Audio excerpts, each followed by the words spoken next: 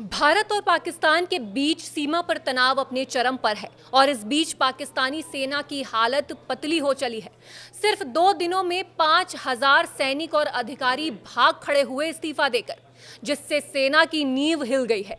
इस अचानक उथल पुथल का कारण पहलगाम आतंकी हमले के बाद भारत के संभावित जवाबी हमले का डर बताया जा रहा है।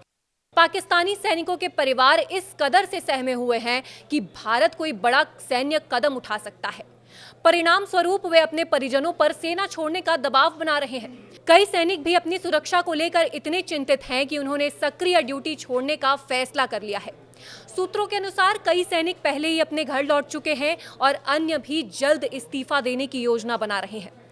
क्या ये एक पेशेवर सेना की स्थिति को दर्शाता है? पाकिस्तान के बड़े बड़े सैन्य अफसरों की नींद उड़ गई है।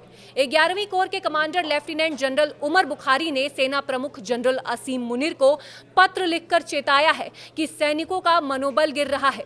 उन्होंने स्पष्ट कहा कि अगर ये सिलसिला नहीं रुका तो भारत के साथ किसी भी संभावित संघर्ष में पाकिस्तानी सेना प्रभावी ढंग से मुकाबला नहीं कर पाएगी।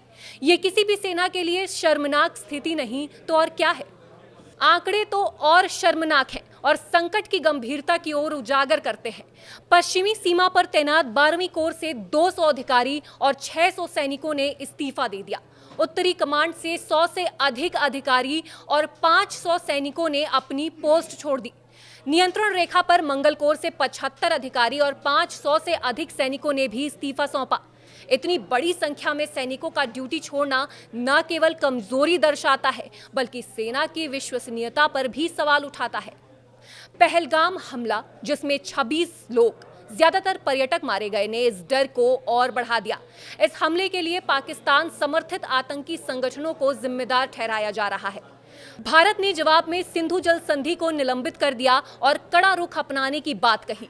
भारत के इस सख्त रवैये ने पाकिस्तानी सैनिकों और उनके परिवारों में खौफ पैदा कर दिया है। भारत के इस रौद्र रूप से पाकिस्तानी सैनिकों के होश उड़े हुए हैं, जिसके चलते कई सैनिक घर लौट रहे हैं। पाकिस्तानी सेना के शीर्ष अधिकारी इस स्थिति को नियंत्रित करने और सैनिकों का हौसला बढ़ाने की कोशिश कर रहे हैं, लेकिन इस्तीफों का सिलसिला थमने का नाम नहीं ले रहा।